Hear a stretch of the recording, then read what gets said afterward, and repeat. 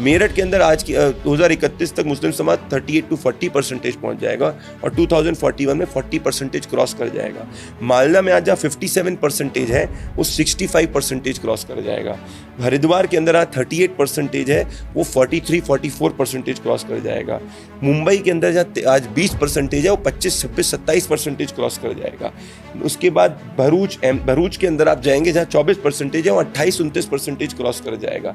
मतलब मैं आपको क्या कहने की कोशिश कर रहा हूँ, जहां ये आंकड़ा 28-30% क्रॉस करता है मतलब वो वोटिंग ब्लॉक ही निर्धारित 10 में से 7 टाइम्स करता है, जो हमने डेटा के हिसाब से देखा है कि देश उस जगह जीतेगा कौन। साथ में आज की तारीख में अभी 29 लोकसभा नहीं पर 100 से ज़्यादा ऐसी लोकसभा कॉन्स्टिट्यूंसीज आने वाले 15 साल में हो सकती हैं जिनमें मुस्लिम समाज की जो आबादी है वो 33 से 35% बढ़े all over India. So imagine that if 20-25% Lok Sabha constituencies in this country have Muslim population as more than 30% in the next 1.5 decades. अब ये फैक्चुअली लोग कहेंगे कि भाई it is leading to more inclusivity, but my problem is जब ऐसा होता है developmental parameters do not decide voting outcome. एक कैंडिडेट कितना अच्छा काम कर रहा है वो डिसाइड नहीं करता, सिर्फ ये वोटिंग ब्लॉक धर्म के आधार पे ही जो है 10 में से 7 टाइम्स वोटिंग करता है। तो ये अगर आप देखेंगे कि हमारी डेमोक्रेसी कॉन्स्टिट्यूशनल डेमोक्रेसी इसीलिए क्योंकि आज की तारीख में लार्जर जो बहुसंख्यक आबादी है वो इश्यूज के हिसाब से वोट करती है या वो अपीसमेंट के खिलाफ वोट करती है। अब जब तक ये समाज को सोचना होगा कि जहां जहां मुसलमानों की आबादी बढ़ी है वहां आर्थिक और सामाजिक parameters despite opposition they voting for opposition from 7 decades क्यों नहीं बढ़े और still they have continued to vote the opposition. Why?